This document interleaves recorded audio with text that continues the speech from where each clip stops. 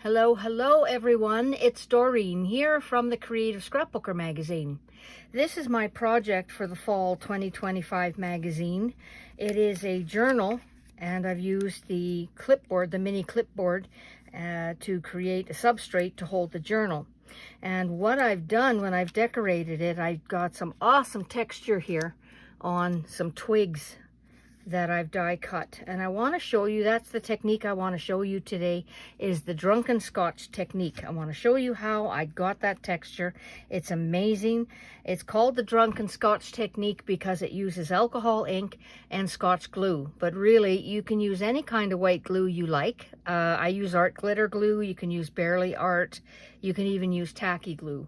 What you're going to do is to put glue onto your surface, and I have these little branches here, and you're going to heat it. You're going to put some alcohol ink on it and you're going to heat it, and when it heats it bubbles up. It all goes flat afterwards, but it's got some big bubbles and blisters. This is just a bird cage that I didn't use it on the project, and I've got some other die cuts here that give you different textures with different colors. This one is very dark.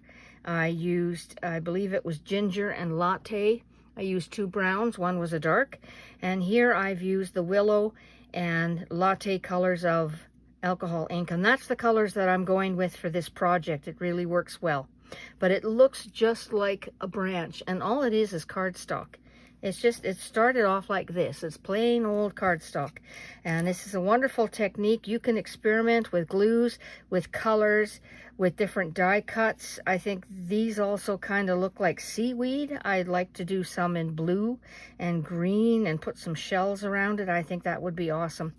Once it's dry, it does need to blister, but afterwards it is just, it's malleable. It's like a rubber because it's glue. It's dried glue. So I'm going to show you how I do that. I start with a stem. I'm going to use glue. This is art glitter glue that I have in a little applicator bottle. And I'm just going to run the glue right up. Now you need some kind of glue that is going to be a little on the thicker side, nothing too runny, because you want it to stay exactly where you put it. Oops, well, I've got too much glue there. Let me just move there. I'll just take this off, put that over there, and I will continue. So I'm literally drawing with the glue all the way to the tip, just making sure I have good coverage. I'm using craft colored cardstock just because the branches are going to be brownish and green, and if I use white cardstock, if I didn't cover the whole thing properly, then the white would show. So this way I can always ink it with some gathered twigs or some kind of distress ink. So there we go. Now I'm going to get I need to heat it, and I want to hold it close enough that you're going to see it. So I'm just going to transfer this real quick to this little panel. I'll hold it with tweezers so it stays in place. Okay, so I have this. You see the glue? It's raised. It's there, and now I'm going to take my ink. I have latte and willow, two very nice colors that go together. Now all you need is a drop or two, not a lot, so be careful with the squeezing. And if you do get the tip touching onto the glue, you need to wipe that off, because the glue is going to prevent the ink from coming out. It's going to dry there. So you might need a pin to get your alcohol ink going. So when I put a drop on here, what's going to happen? It's going to flow. It's going to run and chase itself along the glue. And I'll just, you see that? Look at how it goes. I just put a drop on here. This one comes out really quick. So I'm just putting a little bit of brown here. Or this is the willow, the green. And then I'll put a little bit of brown. And I always put it on a surface like this where I can peel it off after. Deli paper works great. So you can see, hopefully, I've got some green and I've got some brown. Now, there's no need to wait for this to dry. It does have a faint odor. I mean, good circulation is for the studio is great anyways. So don't worry about the scent of it because it burns off quite quickly. So now I'm going to heat it with my heat gun, but it might be a little bit noisy, and I want to hold it up close enough that you can see the blisters. I do not need to have I'm not popping the blisters. It's just too hot to handle right now, and they do shrink down to size and get a little bit flat on their own anyways. But right now it's quite raised. So here we go. It's going to be a bit noisy, but I want you to see the blistering.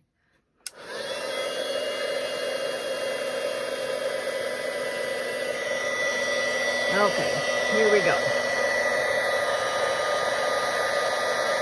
I'm not waving it back and forth. I'm directing the heat. Oh, there it goes. It's starting to go. I'm directing the heat to one spot. You see that big bubble coming? This is so much fun. I'm just going to stop. I realized I should hold it also with a tweezer, just so it stays on. Now I see this top part's going to be working great. So I will hold it in place like so, and let's go again.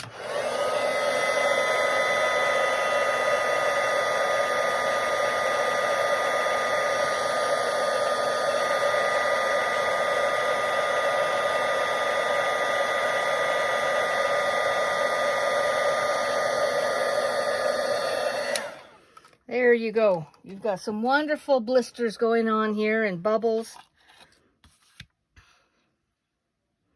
A little bit sticky, but it's wonderful, and it's almost dry right away. Isn't that fun? Oh my goodness. So there's some heavier areas of glue. I'm just going to put that aside and just let that dry on its own, and it'll be dry in no time at all. And then we can shape it into anything we want. But that's like an instant twig. So that's how that works. I could use different colors. I can try one with the dark brown, but that's how it works. That's how quickly it works. Now, I also, if I take my journal off, I've also used it on the clip. So the whole clip in the front has been covered. I didn't bother covering the back ends here, just the front. And then I have more twigs here and a little ephemera piece. But I've also done the four corners. Now on the corners, the ink will grab onto the paper, and I don't mind that. That looks pretty good. That looks very vintagey. So how I did that, and the book is just tea-dyed paper, and I just stapled it down and then hid it with a piece of paper so you can't see the staples, and it just gets clipped on there. So here I'll do this one. Just put some glue down. I tried sponging it, and you really do need the applicator to get some good glue going. So I'm just doing the corners there, and I'll just put a drop. Boom. That's the green. Just a little bit. There you go. That's all you need for that. And now I'll heat set that too. So again, it's going to get a little loud.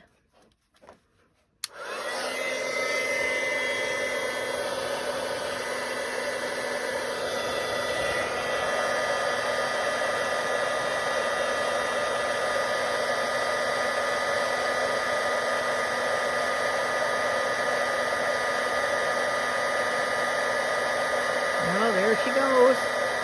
Nice big blisters.